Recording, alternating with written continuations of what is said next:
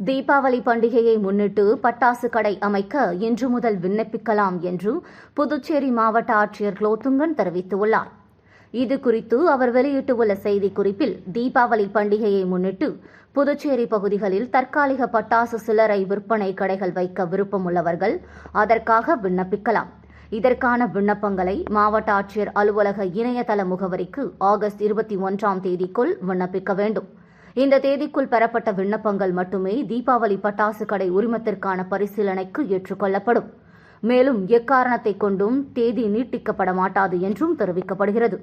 விண்ணப்பிக்கும் போது பட்டாசு விற்பனை செய்யப்போகும் இடத்தின் வரைபடத்தில் கடையில் பட்டாசு வைத்துக் கொள்ளும் அளவு, கடைக்கு செல்வதற்குரிய வழி, சுற்றியுள்ள சாலைகள், கடையை சுற்றி 15 மீட்டர் சுற்றளவில் உள்ள பிற கடைகள் பற்றியும் குறிப்பிட வேண்டும்.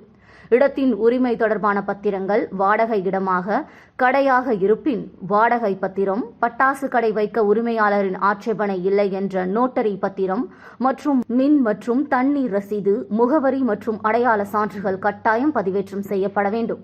மேலும் குறிப்பிட்ட காலக்கெடுவுக்குள் விண்ணப்பம் சமர்ப்பித்தாலும் தகுதியுடைய விண்ணப்பங்களுக்கு மட்டும் பட்டாசு கடை வைக்க உரிமம் வழங்கப்படும் என்று குறிப்பிடப்பட்டுள்ளது.